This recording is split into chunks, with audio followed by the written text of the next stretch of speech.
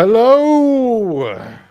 Welcome to the Coalition Championships, the inaugural Coalition Championships.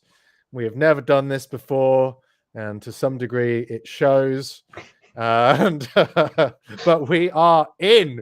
We almost had we had a last-minute technical problem. Thanks a lot to James who's joined me tonight. He spotted it, and we are currently live with the B category in the Emea qualifier.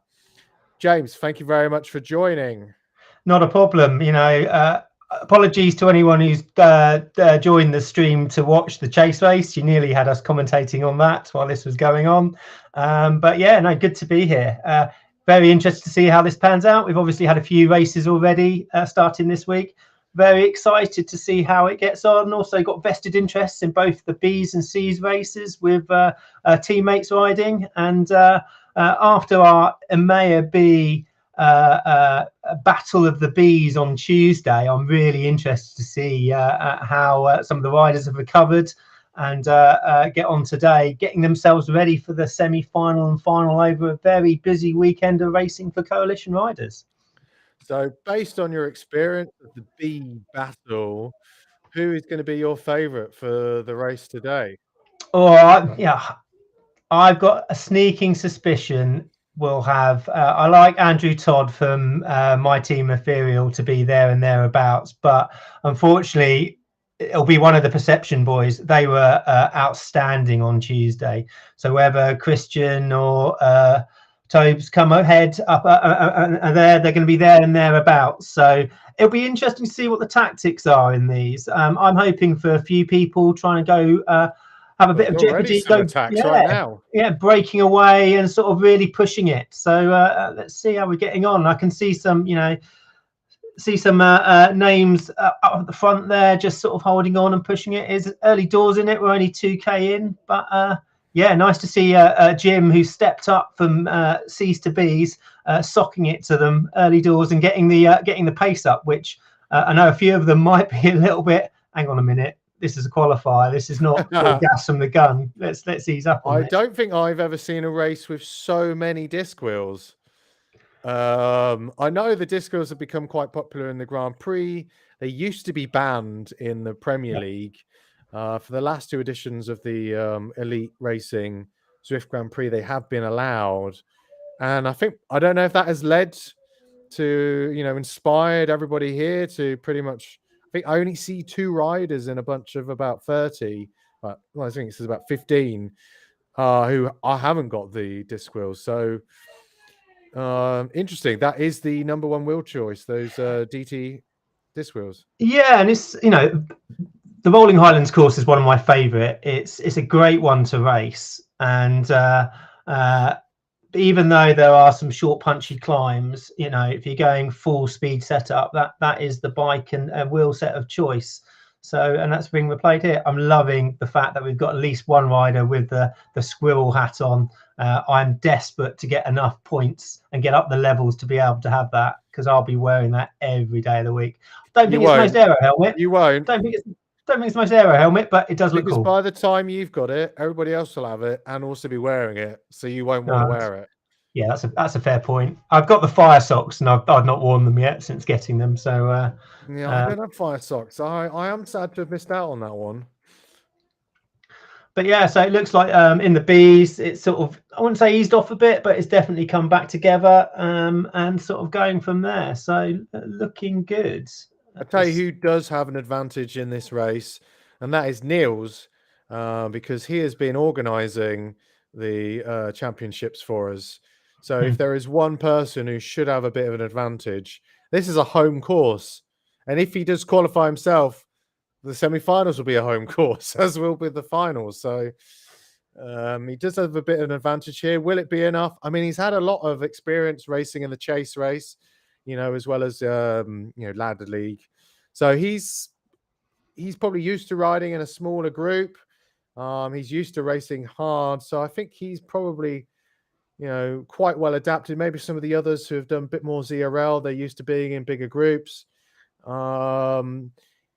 At the end of the day, it is still going to matter. It's going to be down to how much, watts per kilo you can put out, as always. But think having a little bit of racecraft in a smaller group, being used to, essentially, it's like a chase race at the moment because everybody is sticking together. They're also teammates, in a sense. Everybody's from the coalition community. So this is one of those rare times where people are actually competing against one another. So it's really interesting to think about how much are they actually racing against each other versus kind of riding with each other. And it'll be very interesting when that penny drops, if that makes sense, because they are, as you say, being all very pleasant and together. And it'll be really interesting who's the first one who really puts a dig in and goes from there. Yeah, there's quite a few. I can see quite a few names in the group. A few of them are my S-Wings colleagues from the Ladder League, so big up to them. I would want to just say a quick shout out to Fred, who I've been helping today just sort out his team to be able to race in the dirt racing season series for the next round.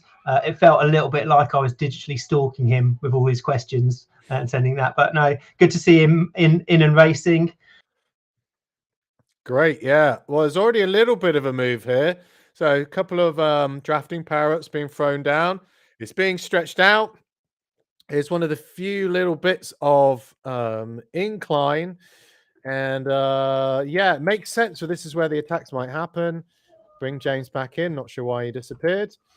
Not paying the bills, Reese. That's the problem, clearly. Well, at least I paid for Restream for a year, so we should be safe because it was Black Friday. So we are getting a few riders dropped off the back here. So the idea of making that move, was pretty sensible. Fred's definitely there, getting the intermediate points. There aren't any intermediate points, but if there were intermediate points, he would have them. So congrats to Fred. And he's got a pretty sizable gap. Now, he's probably going to sit up here and let the other riders come to him, but he's definitely not making it easy for them right now. Yeah, he's eased up a little bit, but he's definitely stretched that B cat. Absolutely pulled them apart. Now, let's see if they get back together. He's got a bit of space between. He's got 2 seconds on both Grant, the Flying Scotsman, and Eric just behind him that I can see. Yeah, it's a good. I mean, there's a little bit. It says 0%, but it looks like a bit of a false descent. He is going to be brought back, I think. Yeah. So there's a sizable group behind. Still a couple of riders really fighting to try and get back on. Remember, for qualification to the semi-finals, there is a time cutoff. So if you don't make it, Jesus, Fred, yeah. So not making any friends. It's good. It's good to see that. Some old allegiances being destroyed right now. And let's just have a look, see if we can circle back just to see if those riders further back are going to make it back on. So there's 2 races going on right now, and one of them is at the back of the pack. And definitely there's going to be some riders in there who burnt a few more matches than they were planning to do at this stage. And some publicly cursing Fred for his actions there, and others very privately doing exactly the same. So that'll be really interesting to see how it pans out. It's going to be really interesting if those the 2 off the back. It looks like Kieran and I can't see the Polish rider. It looks like as well. Koiser, yeah. They just looks like they've got themselves back on, but yeah, that looked like that hurt them a little bit more than they would have wanted to going around. I mean, they're doing like over 4 watts per kilogram to get back in, whilst the guys in front of them are cruising at under 3 watts per kilo. So definitely they've had to use more energy than they would have liked to have got back in. They've definitely been Freddoed, I think is the phrase we might have to coin for that one. Freddoed. I'm thinking Freddos are quite cute little chocolate bars. They keep getting smaller, actually. So I'd say that was too big to be a Freddo. Sorry. You're going to have to think of another one, and very quick if you're going to think of such catchphrases. Fine. Well, I can work on that over the races. They all seem to be having a little bit of a breather and a respite. Well, I don't know. There's still a bit of attacking going off the front.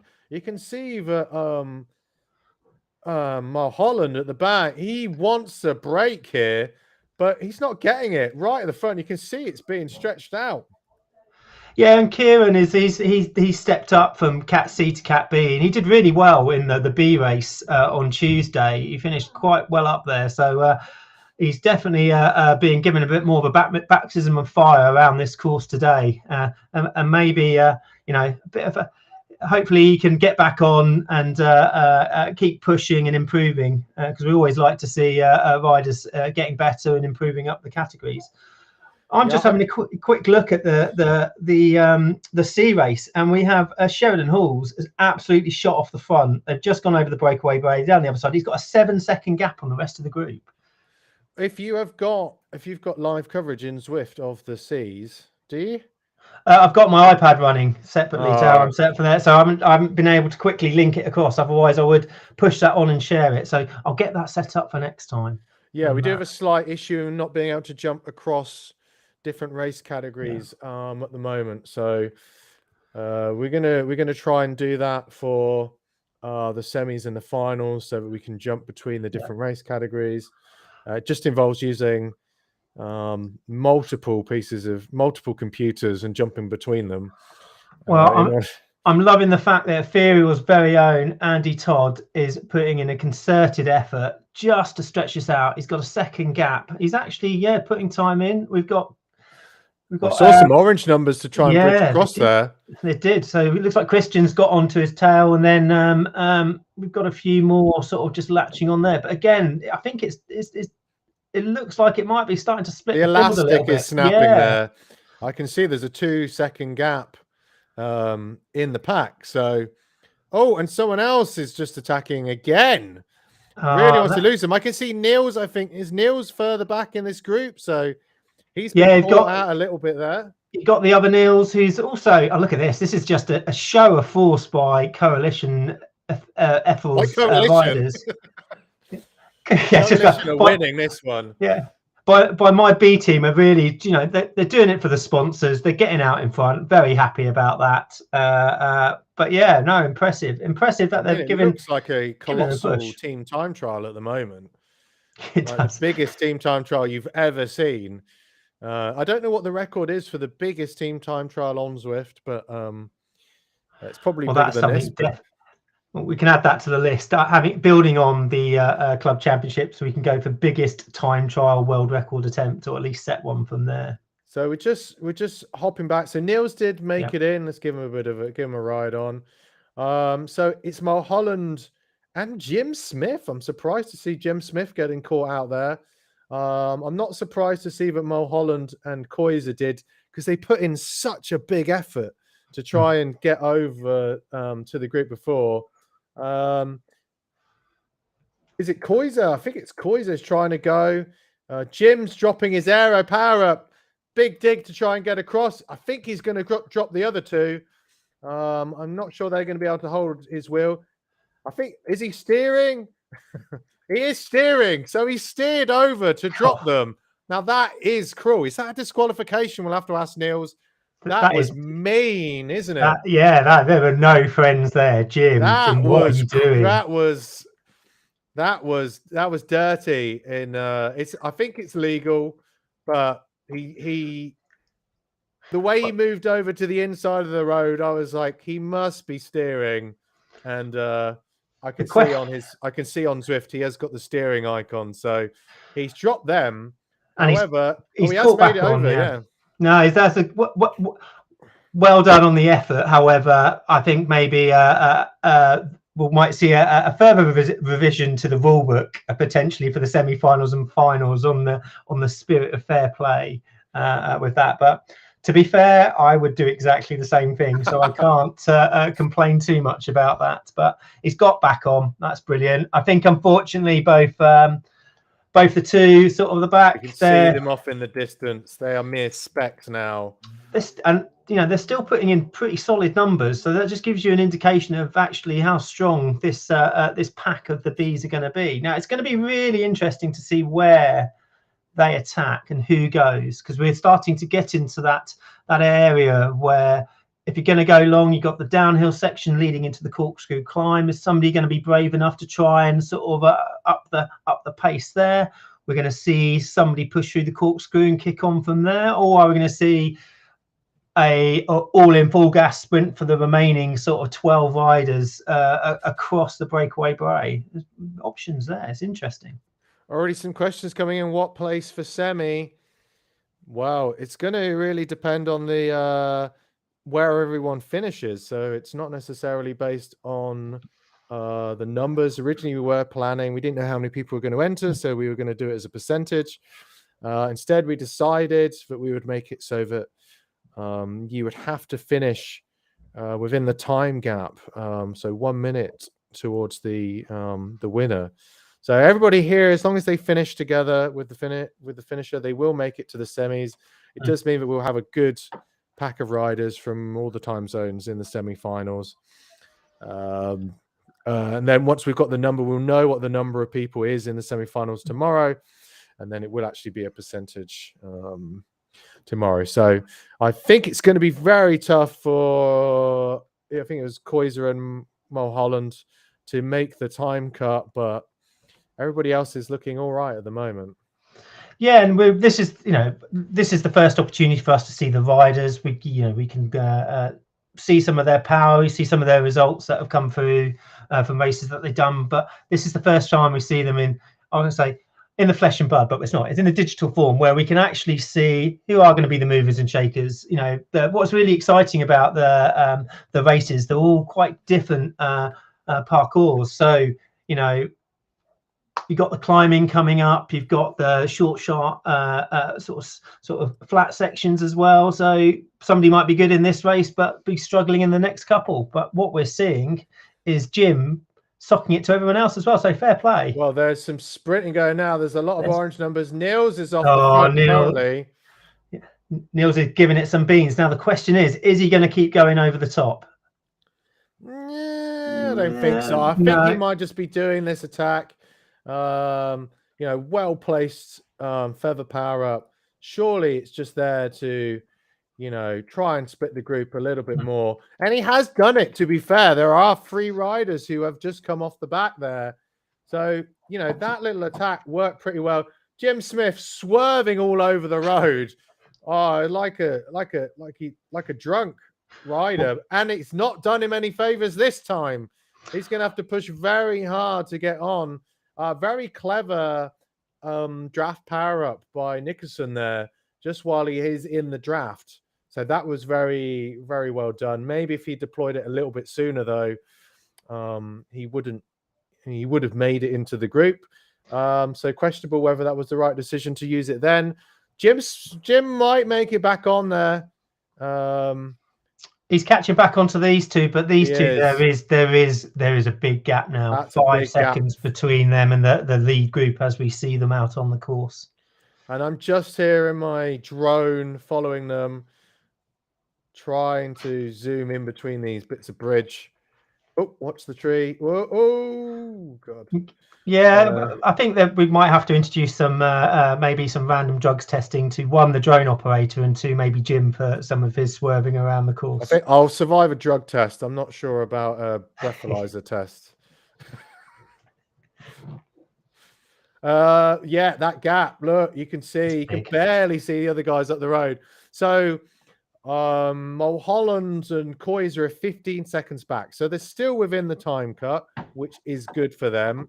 That means for these guys are also in the time cut, but they can't sit up. They've really got to work hard. And there's already a little mini attack just as the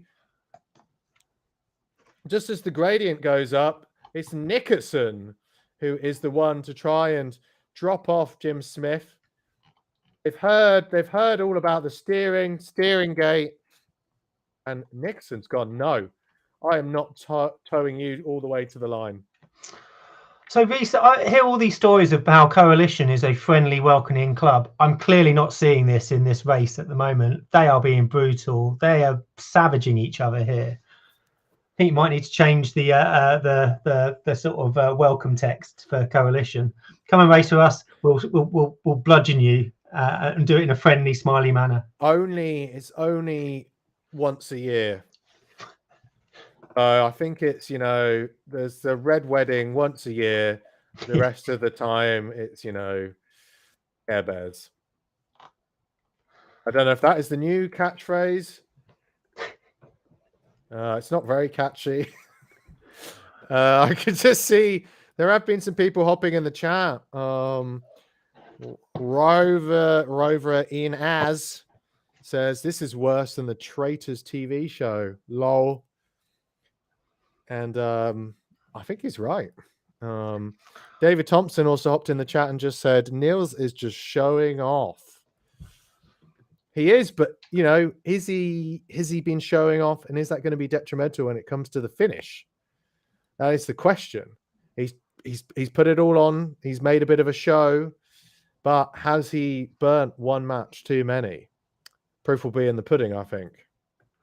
No, absolutely, I do agree. And but it's nice, we're not seeing them roll around and blob. It's nice to see some attacks going off there, them probing and sort of just testing each other. And as we get round, for almost the final play of this, let's see how it comes out and who's got the legs to really kick on. We might see some more of those attacks sticking, but we've definitely whittled down that group with that over the corkscrew and down through the other side and back up the Bakerway Bray. So anyone's got a chance here, I think. Be interesting to see. Definitely numbers you're looking at, what they're putting out there. This feels very much like the calm before the storm. Yeah, just a bit of advice to all Zwifters out there. Do not drop a draft power-up and then sit on the front of a group. It literally is not doing anything. So really use it when you are behind people. So in this scenario, drop to the back of the group, drop your draft power-up, and just relax. So if you are newer to Zwift racing, make sure you use your draft when you're behind people. Because I couldn't see who it was, but somebody did drop it and just rode on the front. Yeah, and this is BCAT. I wouldn't even expect our Ds to do that. So we should have paid a bit more attention than just maybe made a polite comment in chat about it to them. But or that is a tactic for them to show, looks like I don't know what I'm doing. I'm arrogant enough that I can win this by wasting my power up off the front. What are you lot going to do? Well, I mean, actually saying this, I have seen in elite races people dropping anvils on the flat. So when that was first introduced, a lot of people, I don't know if they just had butterfingers or they didn't know what they were doing, but even the highest level of the sport, you do see those sort of mistakes happening. But you learn a lot. It's a lot harder when you drop an anvil on the flat than just dropping a draft power up. So yeah, and I think it's a shame that they switched the anvil, so they've negated that. I like the jeopardy. If you got it wrong, you have to pay the price and sort of put in some silly watts just to sort of keep yourself going. You only make that mistake once, as you suggested, Reese. Yeah. So just looking here, we're in with Sanderson. Heart rate only 161. That seems to suggest it's a bit of a group ride for him. So I'd like to see a bit more action. I know we have seen a bit of action where you'd want to see it on those inclines, but really there is still a lot to play for bragging rights, at least from the main event qualifiers. So I want to see a little bit more attacking if you're listening. Who is going to roll the dice and just sprint off the front? Oh, speak of the devil, Todd. Yeah, and he goes again where he went last time to sort of open it up, and we got some red numbers. We've got Niels kicking in on after him. Let's see, he got a second already. Everyone's reacting to it, so everyone's gone orange. Oh, dearie me. Well, that is exactly what we wanted to see. We wanted to see an attack. We wanted a bit of a response. I've seen a lot of races which are of this smaller variety, and you can break off the front and stay away because the pack, everybody has to work a little bit harder in the pack. It's not like when you've got like 50 people, and you just have a bit more of a natural kind of speed going on. There's more people to do the work. Smaller groups, you can attack, and then everyone can kind of look at each other. You have a real chance of getting away. I've seen Lionel in some absolutely epic mini races before, where he's there was one along. It was quite a few years back, live event. He had a dropout at the event. He was only in a group of about 5 riders. He was dropped back by about a minute. Managed to reconnect and time trialed it. It was on the Yorkshire course, and he managed to just reach the group just at the bottom of the final climb, and then sprinted to get the win. Not many Zwift races give you goosebumps, but that was one of them. So anybody who thinks that Zwift racing is more exciting when it's a big group is wrong. I think it's great when you have these smaller groups, much more interesting racing dynamics. And I think we're seeing that here in this race. Yeah, and I'd agree with that. And also, I'm enjoying the fact that most of my ZRL team who are in this are showcasing why they need to be selected for next Tuesday's first race. So I'll have to give them a big thumbs up for their efforts.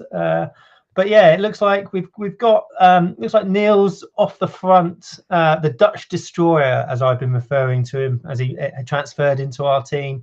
Just open it up. We can see some gaps developing as well. So it's definitely everyone in that middle group are really having to work harder than they want to.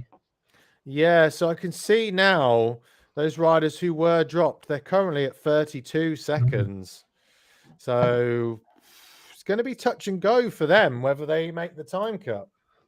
Yeah, and initially when you said that, I was of a view of no, they should be fine. But when you look at it and the time they're leaking, yeah, they look like they've all caught up, and hopefully they can work together just to get themselves in it. And that's also an interesting tactic that potentially some of the riders are doing, is they want to get through the race, they want to qualify, they don't want to, they know they've got to race again tomorrow. So you want to try and not completely empty the tank and go from there. So it'd be interesting to see how many are using that, but doing enough just to make it easy. But I get a feeling, especially if I'd be in this race, that I'm having to work harder than I would have wanted to. Yeah. I think there were some conversations popping up. I think a little bit further back in the group, they were saying that they were going to talk about time trialing it. If I was them, they should definitely do that. It's gone up to 35 seconds. So, they've got 25 seconds basically here. Very much doable. But it's surprising how much that gap has already opened up. There's only just over 3 kilometers left. So I think they're going to be all right. Yeah. But if these guys suddenly start putting the hammer down, we could see that time gap opening up substantially. Yeah, no, I agree. I'm just having a quick look to see what's going on in the seas. You've got a group of 5 off the front.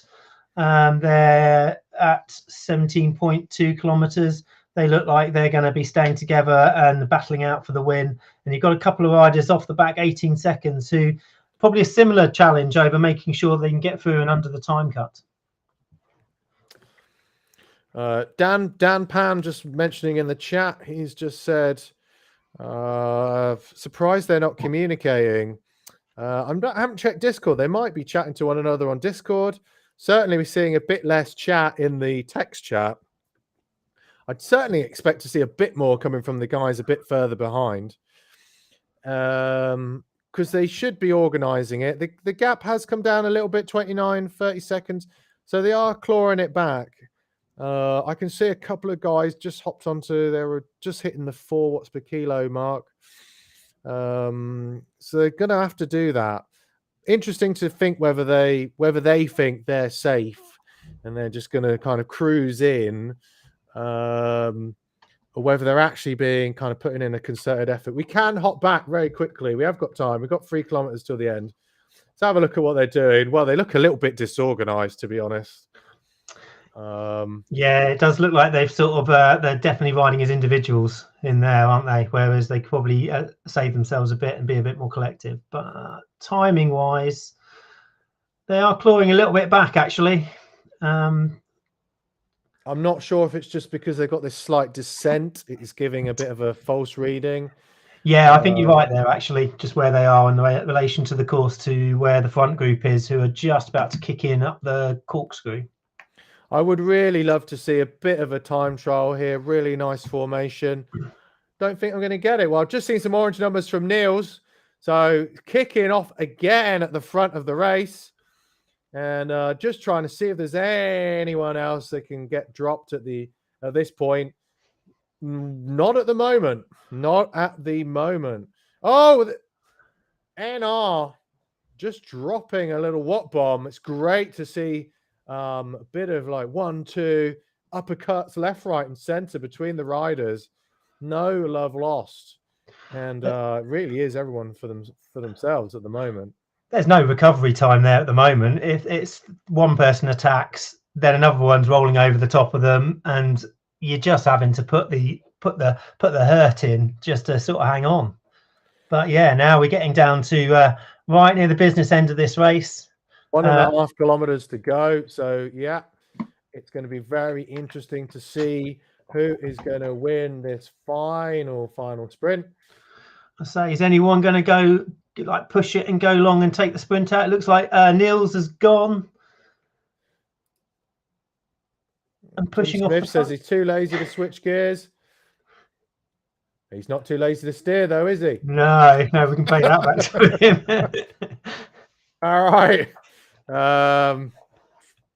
Yeah, it's got a good little gap. I don't think it's enough as it currently stands. We are in the final kilometer. Niels rushes to the front. Got to say, that aero helmet is pretty ugly. Oh, he's dropped his feather. Has he dropped it too soon, though? Yeah. There's a real mix of power-ups behind. Niels is there. Niels has got the gap, but Wieland is not that far behind, and he's got the aero power. Which is going to be the more powerful? Well, it would be helpful if Zwift stuck with the camera angle I chose. Wieland's going to go past. Can Niels hang on? Oh, he's the move. 300 meters to go. It does ramp up there. Wieland who's going to get away, but let's see. They're coming quickly. Todd's coming back. It's Todd. Can Andy hold it to the line with Fred on his tail? Gonna get it. Fred's going to come in second. Sanderson in third. Wow. Oh, locking out the podium for the ZRL team, Ethereal. I'm very happy. They are get big thumbs up for me in the Discord chat after this. But yeah, interesting. And again, the breakaway bray is a finish. If you go too early, you get to that last 200 meters, and it's like somebody you like riding through treacle from previous experience. And it just looked like Christian just didn't have enough. He'd got the gap, and then everyone just piled past him towards the end. So looks like Nixon is going to stay away to be the quickest of the chase group. Jim Smith steering his way over the line. And yeah, let's see. I don't know if there's a chance for me to... I sure want to... Let's just see. Is there any chance to see any other riders? No. I don't think I can hop over and see anybody else. So yeah, David Thompson clearly pointing out that was a great coalition 1, 2, 3 there. So taking up all the spots on the podium, that's what we like to see. Absolutely, I definitely agree with that. Just sort of locking that podium out with some cracking finishing from that side. Just looking there, the C's are just coming up to the corkscrew for the last time. There looks like there's 4 of them all together still, so they've dropped one off that group. I'll let them bomb over there and see where they are. But again, it looks like that's gonna, unless somebody makes a break on the corkscrew or tries to split that 4 up, that could be going to sprint up the breakaway bray. And if that's the case, they've got Leesman in there. I've got it. Excellent. I've got the C race here. That's not it. That's me. Here we go. So we are in with the C's. Sheridan's just dropped off the back and is putting some big numbers to catch back on. and then you've got Remo and Leesman at the front. The numbers, the one who's got the sprint is Leesman, the Polish rider. He is solid. His numbers look impressive. So I wouldn't want to be taking him up the breakaway on my tail, because I think he has the potential of toasting you. But otherwise, they've all got a shout. It's whether anyone's going to put a dig in and try and go long. I'm not sure. It'll be interesting to see.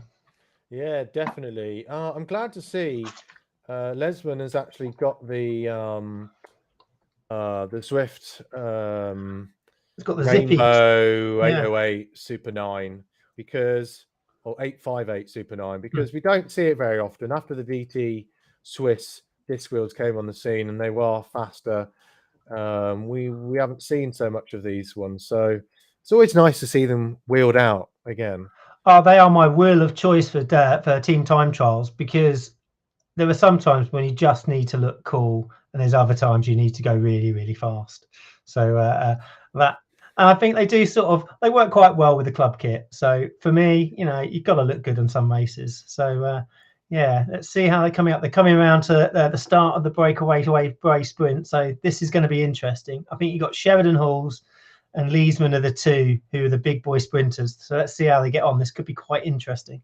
Yeah, it's between these four here. So are they going to leave it late? Is somebody going to go early? And we've got the times of Todd there. Todd did in 47:40. Are we going to see a quicker time? Probably not, just because the pack's a little bit smaller. Yeah. And you'd really have to be breaking away a bit earlier there. And this feels a little bit cat and mouse. Very cat and mouse. I don't blame them. I probably also would be sitting in, wouldn't be making the first move. Here is the little bit. Well, there are the feather power-ups. Oh, so Gonzalez is gone. Happening. Yeah. The aero power-up, not as effective on this particular section, but it might be just as it flattens out. So I think we are going to see Lesman coming past. Sheridan Hall's on. Oh, Sheridan Hall's has gone past. Whoa, and there's been a reaction from Lesman. Lesman does not like it. He does not like it. He's going to catch Sheridan. He's going to pass him right before the line. Oh, big sprinting. That is exactly what I thought might happen. There's some big numbers, big effort. I'm hoping effort that's going to really hurt those legs overnight. And means there's very little recovery, and he's not got that in the pack, in the tank for either the semi-final or the final. But an impressive display of sprinting. He almost didn't get that because he sat down. That's not what you want to be doing in the last couple of 100 meters of the race if you're really in there to win it. Yeah, so I figured out a way of actually getting to see all the categories. So I'm very pleased to say that I can also bring the Ds here as well. So there's 4 Ds here currently out on course. 2 of them with steering. So we'll see whether they use that to their advantage. They've got just over 3 kilometers left to go. So I imagine they're all probably going to stick together until pretty close to the end. Yeah, it'll be interesting where we've seen the other 2 categories give it some beans up the corkscrew, whether that plays out here as well. I'm interested to see. Again, I think this is going to be quite close. I think you've got some strong riders in there. And hopefully we'll get another exciting finish from that perspective. Yeah, definitely. It's a great breakaway break. It's a great one for doing the live stream. It's got a little bit of punch. There's a little bit of jeopardy. You're going to go too early. You're still not sure, even as a commentator, who's going to actually get the win. As we're on something a bit longer, it becomes a bit more obvious. It's harder to come back on a slightly longer climb, but it's a little climb. It's a climb and a sprint. So they're normally the most entertaining ones. Does the feather power work better earlier on? Does dropping the aero power work? It seems to definitely work a bit better when it flattens out. So it's cool to have those different elements to the finish. And yeah, I'd be really interested whether you're able to give away some of the trade secrets from a DS perspective and with the elite riders. How is that approached? Is there a certain technique where you're looking to go hard early or save yourself so you've got that final kick up the end, or does it vary on the riders themselves? It really varies, and it also varies on what power-ups you get, because normally in most of the elite races, there'll be 1 or 2 power-ups on the banners. So, or some of the races we've had, you'll get like a feather on one banner, then it'll be like you'll get the feather like at the top of a com, and then you have to decide, there'll be a sprint in between. You have to decide, should you have kept the sprint from the first banner? So then there adds like a bit of tactics in it. Like, are you going to hold on to a power up? Are you just going to use them whenever you can? So really, that makes it a bit more interesting, really, because you've got to say, like, what power up am I going to have at which point in the race, and am I going to attack that particular segment or try and get the points there? So from that perspective, it makes the elite racing, especially from my standpoint, strategy wise, talking to the riders, who wants to attack where, it makes it a bit more kind of interesting to kind of plan, as where I guess the old races, it would be the thing we really hated from the elite racing perspective was every race used to finish in a sprint, and the power-ups were random. So it just meant the only people who stood a chance of winning were the ones who randomly got a sprint power-up. And we used to have some of our riders, you'd go under like 4 or 5 banners and they wouldn't get a sprint power-up, so they had no chance in the final. And it was a bit crap, to be honest. So it's much better where you know what power-ups you're going to get. And in the case of the final race yesterday, there was only 1 power-up under the lap banner. So that also made it a bit more interesting, less to think about, but it's like, when am I going to use that power-up? So that's the bit I like about the elite racing. It's just a little bit nowadays, a little bit more control around the formats and the power-ups, so it's less random. So as where if you're racing in ZRL or any of the races, it's a bit more random. So in the old days, we also used to just go, like the guys used to say, if they got a sprint power-up the first time under a banner, and they'd go onto the same banner, whatever, 6-10 times, a lot of them would just keep the aero power-up and just not risk it. Like, that's how important it was. So very, very interesting how it works out.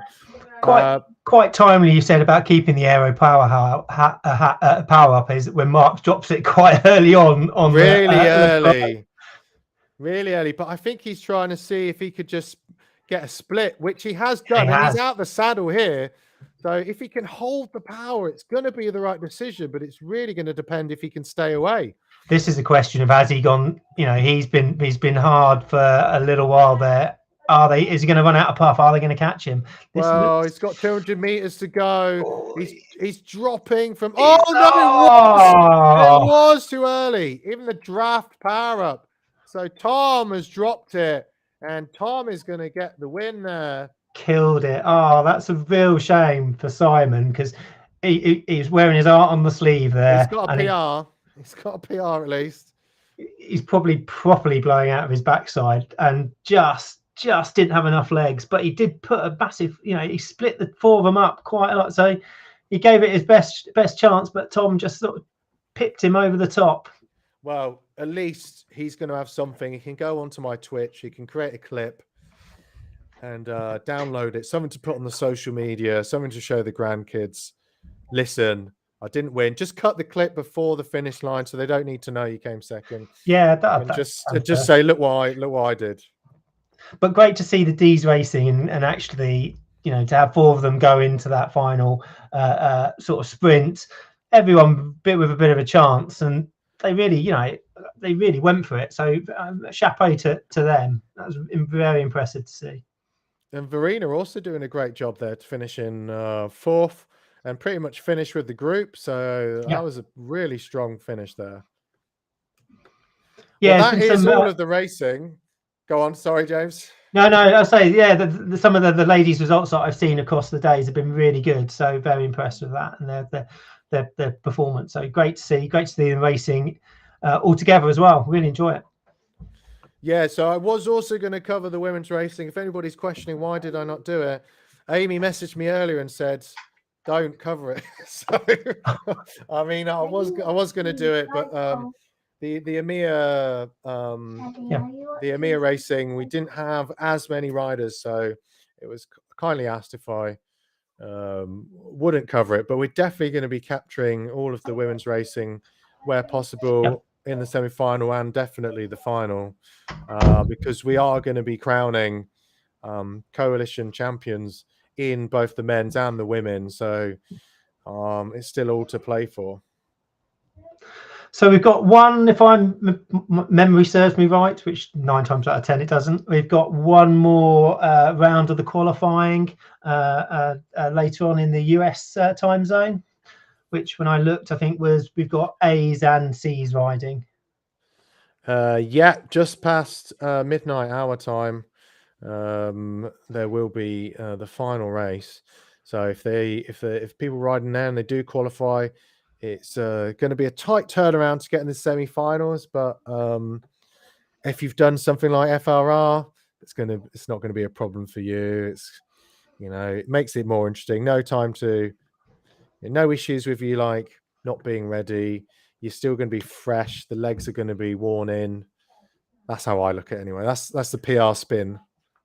Well, my take on it was obviously joining you for commentary today for this, and then going and sort of upsetting some Americans in the early morning for me. So I will be racing in that one. Just change your flag. Just change your flag on Swift. They'll never know.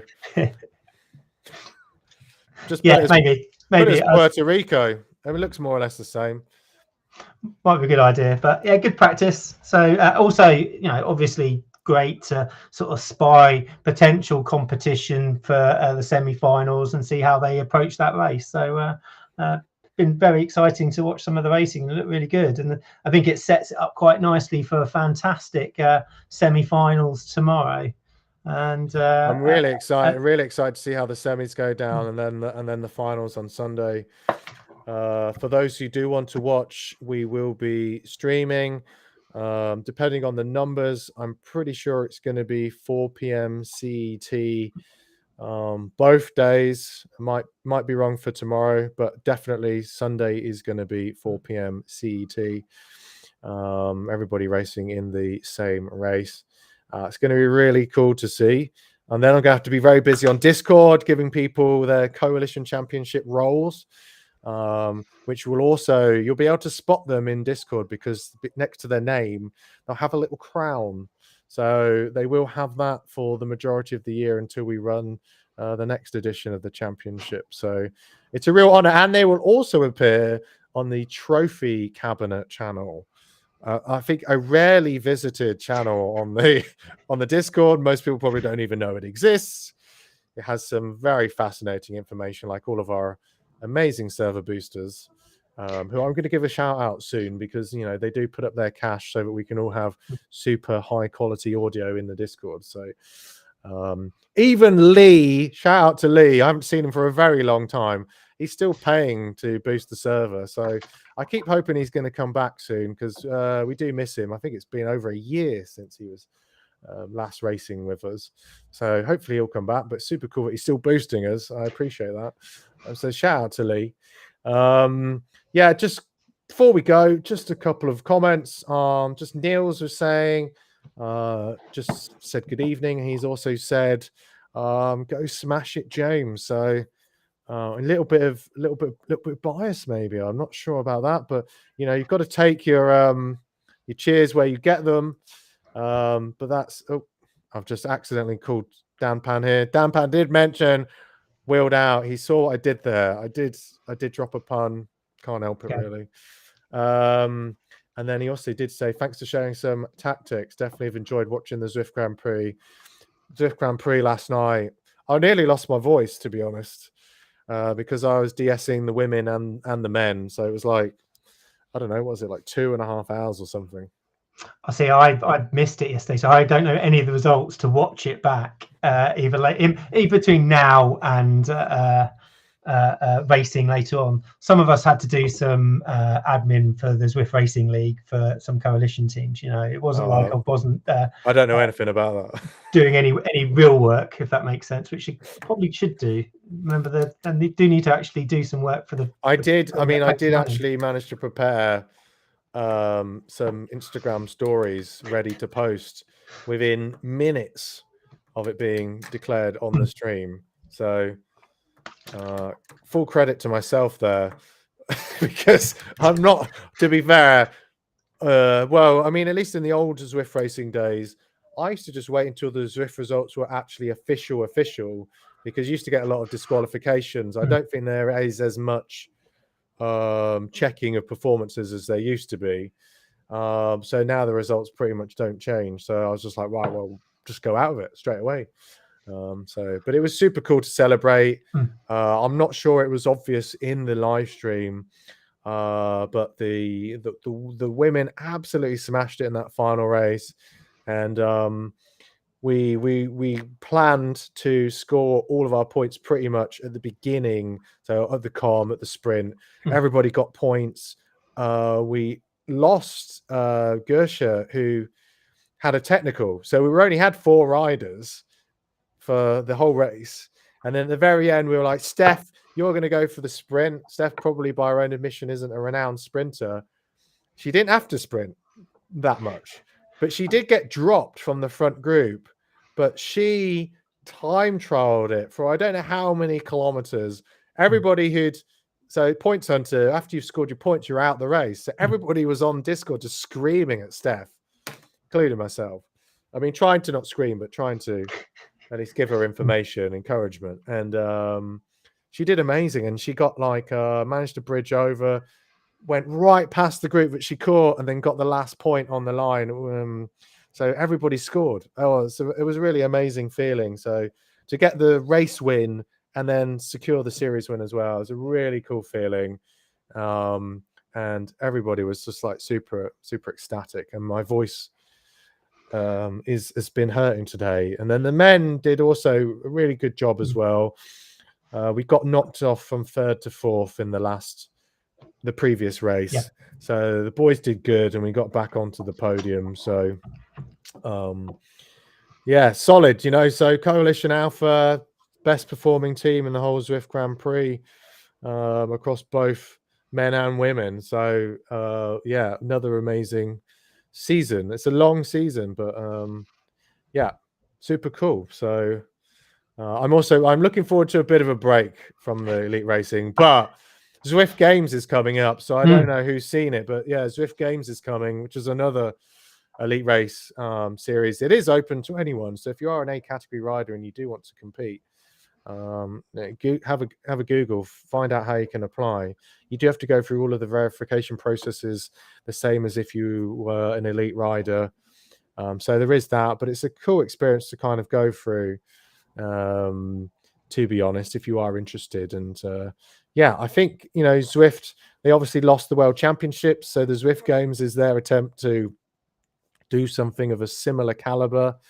And hopefully they're going to make a good job of it. So I'm looking forward to it. I don't know what part I'm personally going to play, because it's a bit more individual. But of course, we're still going to operate a bit as a team. So there's always going to be team tax in that. And what I am quite excited about the Zwift Games is you've got the elite level, and then you've got the community events that are taking place just after it. So there's going to be coalition involvement at the top, and then throughout all the community activities that take place afterwards. So that's going to be exciting. And I would say, what a better way, you're going to be rounding off the weekend, happy and really pleased with the performance and the superb performance, as we've talked about, from Coalition Alpha and the ladies, who just ridiculously destroyed that the Zwift Grand Prix, to the point where next year they're just going to have a separate league called Coalition Alpha Women's, and everyone else can play in another one. And then obviously we've got the finals of the Coalition Championship as well. What a cracking sort of 4 or 5 days of a festival of Zwift racing within the club. So it's going to be really good to finish it off there. Yeah, it's going to be very cool indeed. And Yeah, just finally on the Zwift, the Coalition Alpha women's team. We've had so many ups and downs with this team, with riders being injured, leaving for various different reasons, whether it's to race at pro level, if it's to start a family. It's like been really like varied for why people have kind of moved on for the team, and every time we've had to kind of rebuild. And so we always have these peaks and troughs, and this is the third peak, but this is the highest peak for the team. So it's it's really been amazing, a real delight to see the combining of the existing riders that we had who stayed on the team, along with the new riders who came in. Lou Bates, who's a rider which I've wanted on our team since we started the team almost.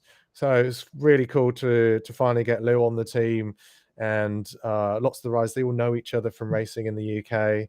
So it's really cool camaraderie in the women's team, and just it's so good to have that positive vibe back in the squad. Have everybody fighting, everybody like scoring points in that final race. Everybody can kind of like rely on one another, and that's exactly what you need in that kind of team dynamic. And now you have like both men and the women, right there, on the podiums.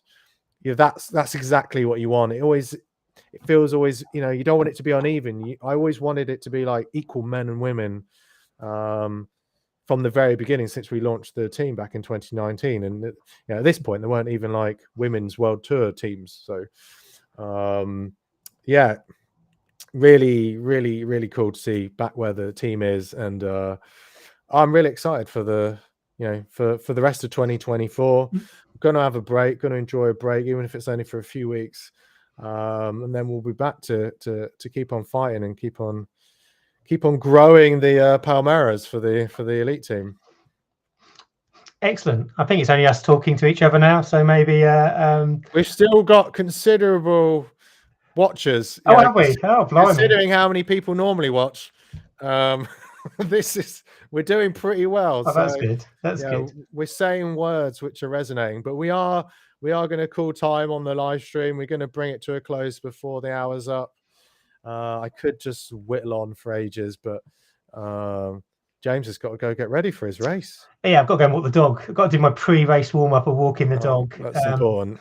And then get ready for that. And I'm hoping to be able to join the stream tomorrow in the semi. Well, if I get through, joining the stream in the semi-final to maybe give you some real race chat as basically we go around the course. So that's the intention.